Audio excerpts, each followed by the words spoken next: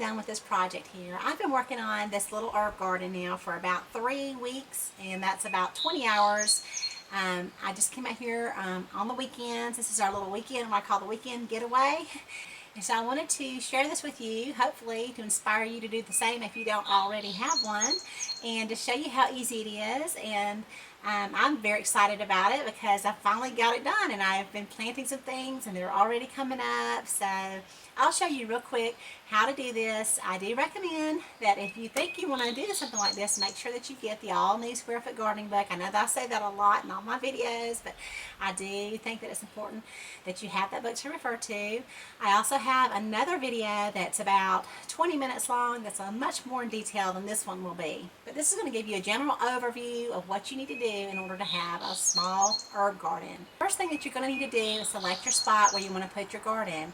And you'll want to make sure to look at the sun direction before you go any further. Make sure that that little area is getting about 6 hours of sunlight, and make sure that there are not any trees that are going to fill in if you're doing this in the winter time.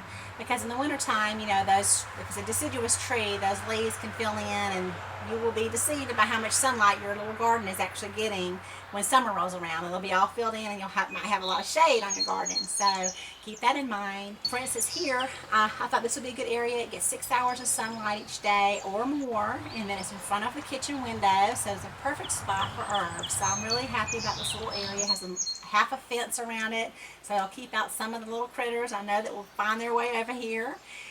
And then after you've picked out your spot, you can design your boxes or your just box. Just start with one if you want to. Make sure that it's about no wider than 4 feet if you're going to access it on all sides of the box. For instance, here, these are only 2 feet deep because I'm only going to access them from one side of the box. Okay? You just don't want to have anything that's too far to reach over and try to work your soil. Alright? So then you can need to buy your wood. And fortunately, at the home improvement stores, they go ahead and cut that for you these days, which is great. So I was able to do this whole project by myself because they cut the wood for me. I just had to move it in and get it drying out because I was going to paint it. Now, if you don't want to paint it, you can go ahead and put your boxes together. Go ahead and get your wood drying, and while that's drying, I went ahead and put down my weed block, and you'll need to prepare your little area. You want to make sure that any existing landscape is removed.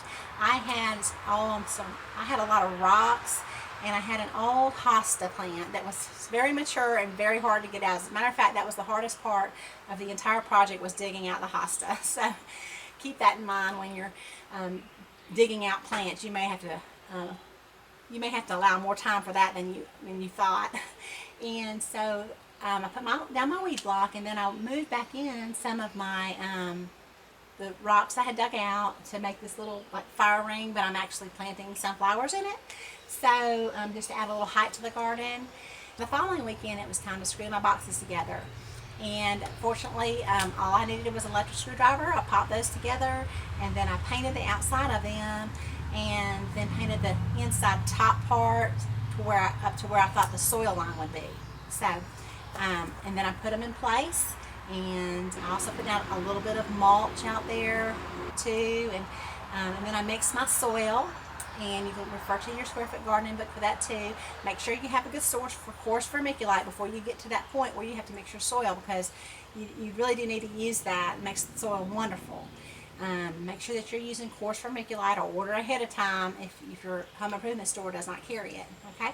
Then I filled up my boxes, and then I got to planting. And so I'll show you here in just a minute, give you a little tour of what I've planted. My seeds are doing great. Hopefully this will inspire you to get your own little herb garden, maybe right outside your kitchen window.